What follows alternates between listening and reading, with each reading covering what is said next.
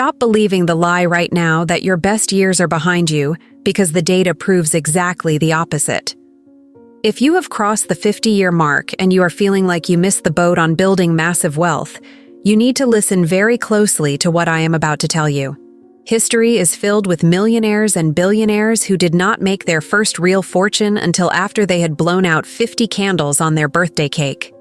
In fact, scientific analysis of the most successful people in the world reveals that the period between 50 and 60 years of age is often the most productive and financially rewarding decade of a human life. I am a 30-year-old woman, and when I look at the road ahead, I do not see a decline. I see the preparation for the main event. Today, we are going to deconstruct the specific mental blueprint that turns experience into gold, using the timeless principles that have created more wealth than any other philosophy in history. We are going to explore why your brain is actually wired better for wealth now than it was when you were 20. Do not click away, because what you are about to hear might just be the key to unlocking the millions that are waiting for you. Let us be honest with each other for a moment. There is a heavy atmosphere that settles over us as we age. Society, media, and perhaps even your own family might have conditioned you to think that risk-taking and empire-building are games for the young. You might look at your bank account today and feel a cold grip of anxiety in your stomach. Perhaps you have less than $1,000 in savings, or maybe you are staring at debt that feels like a mountain you can never climb. I want you to take a deep breath and realize that this fear is the only thing standing between you and prosperity. The philosophy we are discussing today teaches us that poverty is a state of mind just as much as wealth is. The difference is that one requires no effort to accept, while the other requires a definite decision to acquire. When I study the lives of those who prospered late in life, I see a pattern that is impossible to ignore. They stopped accepting the script handed to them by the world. They realized that while their physical energy might be different than it was 3 decades ago, their mental endurance and ability to persist had crystallized into something far more powerful. Researchers in psychology call this crystallized intelligence, while fluid intelligence, which is the ability to solve novel problems quickly, might peak in early adulthood. Crystallized intelligence, which is the ability to use learned knowledge and experience, keeps growing well into your 60s and 70s. This means you literally have a better brain for wealth accumulation now than you ever did before. You possess the emotional stability to handle the ups and downs of business that would crush a 20-year-old. You have a network of contacts, a lifetime of lessons learned from failures, and a perspective that allows you to see long-term value where others only see short-term hype. The first step to tapping into this reservoir of potential is to define exactly what you want. I do not mean a vague wish to be comfortable. I mean a burning desire for a specific amount of money. The universe does not respond to vague requests. You must be precise. If you want $1 million, you must say you want $1 million. You must fix in your mind the exact amount of money you desire. There is a psychological reason for this. When you give your subconscious mind a definitive target, it begins to filter your reality differently. Suddenly, opportunities that were always there but were invisible to you become clear. You start hearing conversations differently. You start reading news differently. Your reticular activating system, which is the part of your brain that handles focus, begins to hunt for ways to bring that $1 million into your reality. But desire alone is just a daydream without the second step, which is determining exactly what you intend to give in return for the money you desire. There is no such reality as something for nothing. This is where many people get stuck. They want the wealth, but they have not decided what service, product, or value they will provide to the world to justify that wealth. At 50 years old, your value proposition is immense. You have skills that took decades to master. You have wisdom that cannot be taught in a university. Ask yourself, what problem can I solve for people that they cannot solve for themselves? The money you earn will always be in direct ratio to the need for what you do, your ability to do it, and the difficulty of replacing you. Before we move on to the practical technique of auto-suggestion, I want to take a brief moment to connect with you. I know that changing your entire life philosophy can feel overwhelming, especially if you have been operating a certain way for 5 decades. But if you are finding value in this content, and if you feel a spark of hope igniting in your chest right now, please take a second to click the like button and subscribe to the channel. This small gesture helps us reach more people who, just like you, are ready to rewrite their financial destiny. It tells the algorithm that this message matters. Thank you for your support. Now let us get back to the blueprint. We must talk about the ghost of fear, specifically, the fear of poverty and the fear of old age. These two fears are often twins, walking hand in hand to terrorize your ambition. The fear of poverty is a state of mind that paralyzes the faculty of reason, destroys the faculty of imagination, kills off self-reliance, undermines enthusiasm, discourages initiative, leads to uncertainty of purpose, encourages procrastination, wipes out enthusiasm, and makes self-control impossible. It takes the charm from one's personality, destroys the possibility of accurate thinking, and diverts concentration of effort. It masters persistence, turns the willpower into nothingness, destroys ambition, beclouds the memory, and invites failure in every conceivable form. And it kills love and assassinates the finer emotions of the heart, discourages friendship, and invites disaster in 100 forms. And yet, it is nothing but a state of mind. You have the power to banish this ghost instantly by making a decision. The decision is that you will no longer accept poverty as your destiny. You must replace the fear of poverty with the faith of prosperity. Faith is the head chemist of the mind. When faith is blended with the vibration of thought, the subconscious mind instantly picks up the vibration, translates it into its spiritual equivalent, and transmits it to infinite intelligence, as in the case of prayer. This sounds mystical, but let us look at it scientifically. When you operate out of fear, your brain produces cortisol, the stress hormone. This shuts down the prefrontal cortex, the part of your brain responsible for planning and creative thinking. You literally become stupider when you are afraid. When you operate out of faith and confidence, your brain releases dopamine and serotonin, opening up your cognitive pathways and allowing you to see solutions. So, how do we install this faith? We use a principle called auto-suggestion. This brings me to a challenge I have for you.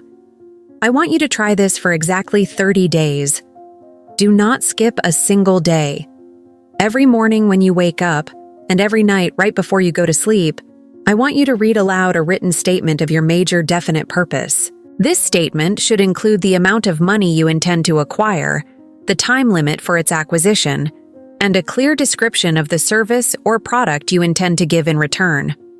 As you read this, you must see, feel, and believe yourself already in possession of the money. This is not just empty affirmation. This is a command to your subconscious. At first, your logical mind might rebel. It might say, "Who are you kidding? You are broke. You are tired. You are 50 years old." Ignore that voice. That is just the echo of your past programming. Continue the practice. By the 20th day, you will notice a shift. You will start to have hunches and sudden flashes of inspiration. Do not ignore these. Act on them immediately. This brings us to the importance of specialized knowledge. One of the biggest misunderstandings about wealth is that you need to know everything. You do not. You only need to know how to get the knowledge you need. Henry Ford, one of the most successful men in history, was once called an ignorant pacifist by a newspaper. He sued them for libel. In court, the lawyers tried to prove he was ignorant by asking him general knowledge questions like, who was Benedict Arnold, and how many soldiers did the British send over to America to put down the rebellion of 1776? Ford finally got tired of these questions and said, "If I should really want to answer the foolish question you have just asked, or any of the other questions you have been asking me, let me remind you that I have a row of electric push buttons on my desk, and by pushing the right button, I can summon to my aid men who can answer any question I desire to ask concerning the business to which I am devoting most of my efforts." Now, will you kindly tell me why I should clutter up my mind with general knowledge for the purpose of being able to answer questions when I have men around me who can supply any knowledge I require? This answer floored the lawyers. It showed that Ford had specialized knowledge and, more importantly, he knew how to organize a group of people to leverage their knowledge. This is the mastermind principle. At 50, you are perfectly positioned to build a mastermind group. You know people. You know who is reliable and who is not. You have the social intelligence to manage personalities. You do not need to be the smartest person in the room. You just need to be the one who gathers the smartest people together. Look at the modern digital landscape. You could partner with a 25-year-old who understands social media algorithms while you provide the business strategy, the capital management, and the leadership. That is a mastermind. You combine your crystallized intelligence with their fluid intelligence. It is an unstoppable combination. But there is a trap you must avoid, and that is the trap of procrastination disguised as preparation. Many people wait for the time to be right. They say, I will start when the kids are out of college, or I will start when the economy improves. The time will never be just right. Start where you are and work with whatever tools you may have at your command, and better tools will be found as you go along. This is about taking the initiative. Leadership is nothing more than the habit of taking initiative. There are two types of people in the world: those who wait for things to happen and those who make things happen. The people who prosper after 50 are always in the second category. They understand that time is now their most precious asset, and they refuse to waste another second of it on hesitation. Let us discuss the concept of organized planning.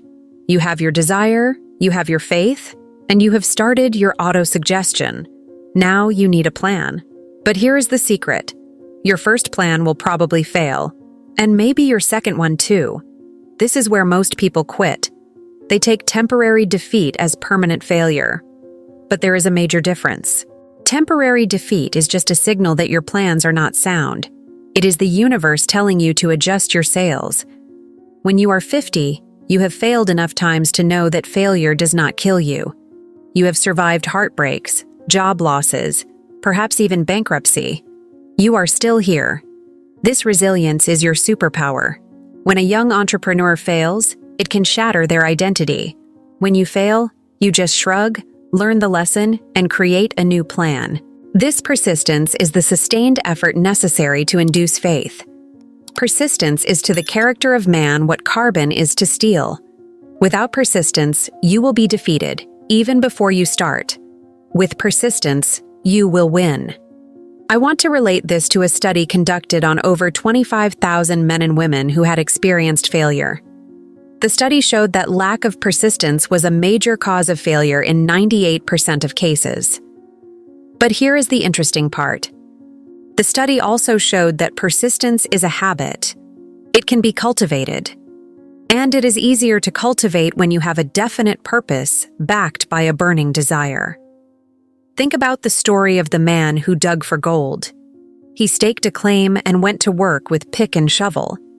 After weeks of labor, he was rewarded by the discovery of the shining ore. He needed machinery to bring the ore to the surface. He quietly covered up the mine, retraced his footsteps to his home, told his relatives and a few neighbors of the find. They got together the money for the machinery and had it shipped. The uncle and the nephew went back to work the mine. The first car of ore was mined and shipped to a smelter. The returns proved they had one of the richest mines in Colorado. A few more cars of that ore would clear the debts. Then would come the big killing and profits. Down went the drills. Up went the hopes of the uncle and nephew. Then something happened. The vein of gold ore disappeared. They had come to the end of the rainbow, and the pot of gold was no longer there. They drilled on, desperately trying to pick up the vein again, all to no avail. Finally, they decided to quit. They sold the machinery to a junk man for a few $100s and took the train back home. The junk man called in a mining engineer to look at the mine and do a little calculating. The engineer advised that the project had failed because the owners were not familiar with fault lines. His calculations showed that the vein would be found just 3 feet from where the uncle and the nephew had stopped drilling. That is exactly where it was found.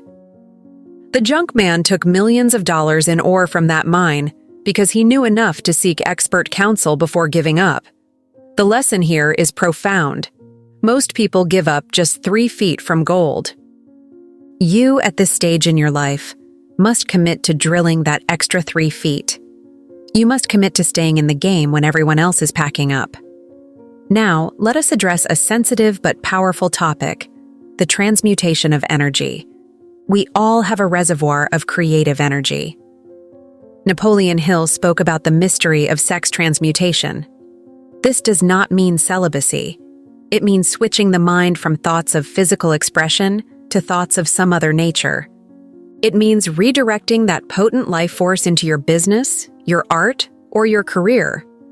It is a known fact among biographers that many men of great achievement did not really hit their stride until they were well past 40 or 50. Why? Because in their earlier years, they dissipated their energy in various directions. As they matured, they learned to focus that drive into a single, laser-like beam of productivity. This energy, when harnessed, gives you a magnetic personality. It gives your voice a tone that commands respect. It gives your handshake a firmness that conveys confidence. It is the fuel behind all genius. If you can learn to channel your emotions, your desires, and your energy into your definite major purpose, you become an unstoppable force of nature. Let us verify this with modern science. We know that high emotional states enhance memory retention and learning. When you are passionate about your goal, when you desire it with an intensity that borders on obsession, your brain releases neurochemicals that facilitate rapid learning and creative problem-solving. You are literally engaging your whole brain in the process of wealth creation. Now, I want to talk about the power of the subconscious mind in relation to your environment. You become what you think about most of the time, but you also become like the people you spend the most time with. If you are 50 years old and you are surrounded by people who are constantly complaining about their health, complaining about the government, and reminiscing about the good old days, you are poisoning your potential. You need to curate your environment ruthlessly. You need to surround yourself with people who are looking forward, not backward. This might mean making some hard decisions about who you spend your time with. It might mean seeking out new social circles. Remember, you are the average of the 5 people you associate with most. If those 5 people are broke and cynical, it is almost impossible for you to be wealthy and optimistic. Change your circle, and you change your life. This connects back to the fear of criticism. Many people stay in toxic environments because they are afraid of what people will say if they leave. They are afraid of being judged for trying to improve themselves. They worry that their friends will say, "Who do you think you are?" Let me tell you something. The people who criticize you are usually the ones who have given up on their own dreams. Their criticism is a reflection of their own insecurity, not a judgment of your capability. Do not let the fear of criticism rob you of your future. It is just noise. Focus on your signal. Focus on your vision. Another critical aspect of prospering after 50 is the ability to make decisions quickly. Analysis paralysis is the enemy of progress. Successful people reach decisions promptly and change them slowly, if they change them at all. Unsuccessful people reach decisions very slowly and change them frequently and quickly. Procrastination and indecision are twins. Where one is found, the other may usually be found also. Kill this pair before they completely hogtie you to the treadmill of failure. When you have all the facts you need, act.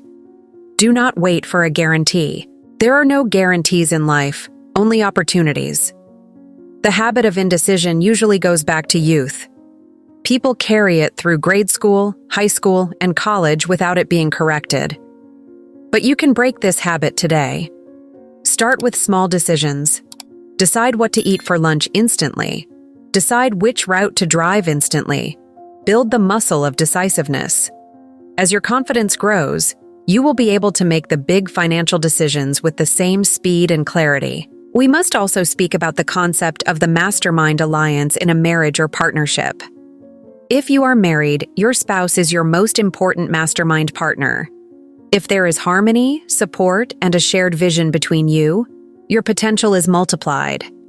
If there is friction and lack of support, it is like driving with the parking brake on. Sit down with your partner and share your definite major purpose. Get them on board.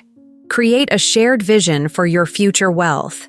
Two minds working in harmony create a third invisible force that is greater than the sum of the parts. If you are single, this applies to your closest business partner or a trusted mentor. You cannot build an empire in isolation. We are social creatures, and our brains are wired to cooperate. The myth of the self-made man is just that, a myth. Every wealthy person has had a team, a support system, and a network.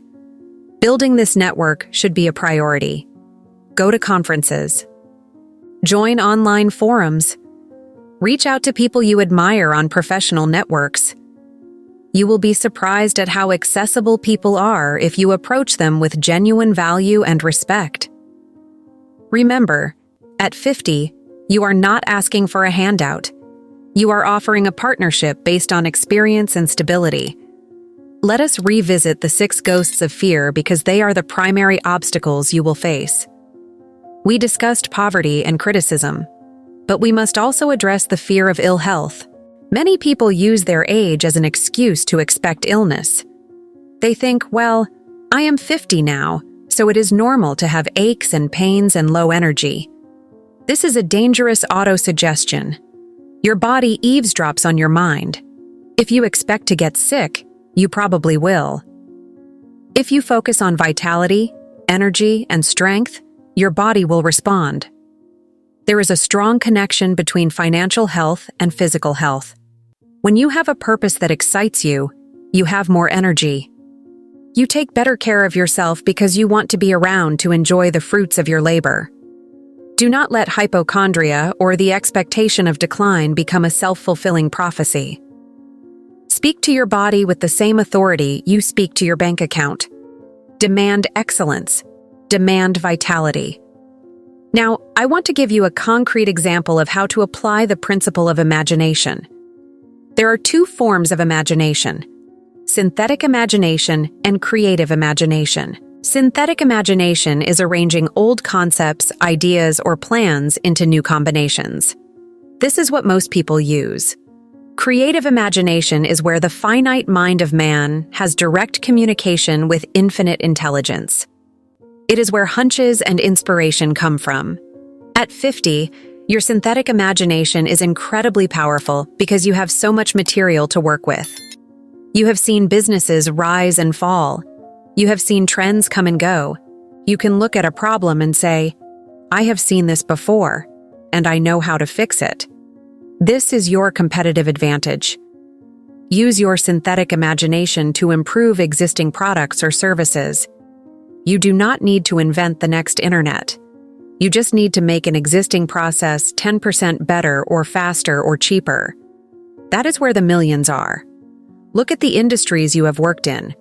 Where are the inefficiencies? Where are the bottlenecks? You are the expert. You have the eyes to see what a 20-year-old outsider cannot see. Trust that experience. Another barrier we need to dismantle is the habit of alibis. I am too old. I do not have the education. I do not have the money. I have a family to support. I live in the wrong city. The list goes on. These are all alibis used to justify failure. The first step to wealth is to burn your book of alibis. Taking 100% responsibility for your life is terrifying, but it is also liberating. If you are not where you want to be, it is because of the choices you have made. The good news is that you can make new choices today. You can choose to study investment strategies instead of watching television. You can choose to network instead of sleeping in.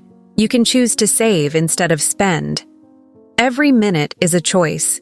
At 50, you realize how fast time goes. This realization should not depress you. It should light a fire under you. You do not have time to waste on alibis. You only have time for action. Let us deepen our understanding of the subconscious mind. It works day and night. It draws upon the forces of infinite intelligence for the power with which it transmutes your desires into their physical equivalent. But it is also susceptible to negative influence. If you fill your mind with news of recession, war, and disaster, your subconscious will manifest fear and limitation. You must be the guardian of the gateway to your subconscious. You must stand guard and only allow positive, constructive thoughts to enter.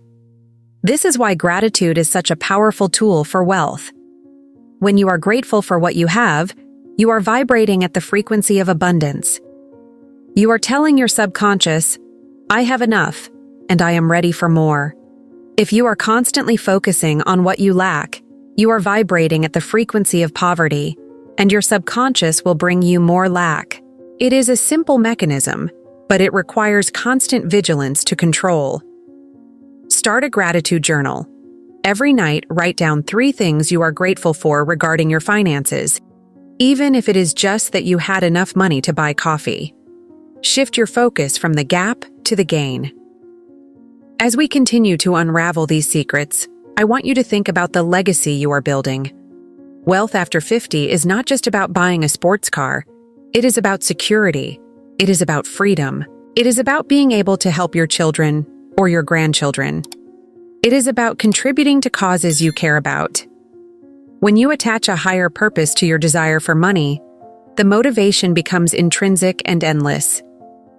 You are not just doing it for yourself. You are doing it for the people you love. This emotional connection is the rocket fuel that will carry you through the tough times. And there will be tough times. There will be days when you want to quit. There will be days when the old fears creep back in. That is when you pull out your written statement of purpose and read it aloud. That is when you lean on your mastermind group. That is when you remember that you are drilling for gold, and you might be just 3 feet away. The path to riches is not a straight line. It is a zigzag. But as long as you keep moving forward, you are making progress. Do not compare your chapter 20 to someone else's chapter 1. Your journey is unique. Your timeline is unique. And your success, when it comes, will be all the sweeter because you had to wait for it, fight for it, and grow for it. Let us look at the power of habit. We are creatures of habit. If you have had the habit of spending everything you earn for 30 years, it will be hard to break. But you must break it. You must develop the habit of saving and investing. Start small if you have to. Save 5% of your income, then 10%, then 20%. Pay yourself first. This is the oldest rule in the book, but so few people follow it. Before you pay the grocer, the landlord, or the utility company, pay your future self. Put that money into an account that is hard to access. Watch it grow. Seeing that balance increase will give you a psychological boost that is worth more than the money itself. It is proof that you are in control. It is proof that you are building wealth, and that feeling of control will spill over into every other area of your life. You will walk taller. You will speak with more authority. You will attract better opportunities. It is a virtuous cycle. Wealth attracts wealth. Poverty attracts poverty. You have to jumpstart the cycle of wealth, and you do that with discipline and habit. Now, consider the concept of time. We all have the same 24 hours in a day. The difference between the rich and the poor is how they use those hours. The poor sell their time for money. The rich invest their time to create assets that produce money. At 50, you might still be trading time for money in a job. That is okay for now. But your goal should be to use your free time to build an asset. That asset could be a business, a portfolio of stocks, real estate, or intellectual property. You need to shift your mindset from being an employee to being an investor. Even if you are an employee from 9 to 5, you are a business owner from 5 to 9. Your business is you, Inc. You are the CEO of your own life. Make executive decisions. Cut costs. Increase revenue. Innovate. Do not wait for someone else to promote you. Promote yourself. Give yourself a raise by creating a new income stream. The internet has democratized the ability to create wealth. You can start a business today with almost zero capital. You can reach a global audience instantly. There has never been a better time in history to start over. The gatekeepers are gone. You do not need permission from a bank or a publisher or a boss. You just need an idea and the persistence to execute it. So, what is stopping you? Is it the fear of technology? Learn it. Is it the fear of failure? Embrace it. Is it the fear of what others will think? Ignore it. You are 50 years old. You are a survivor. You have been through worse things than a failed business idea. You have the strength of a warrior who has been in battle and lived to tell the tale. Use that strength. Use that grit. It is your most valuable asset.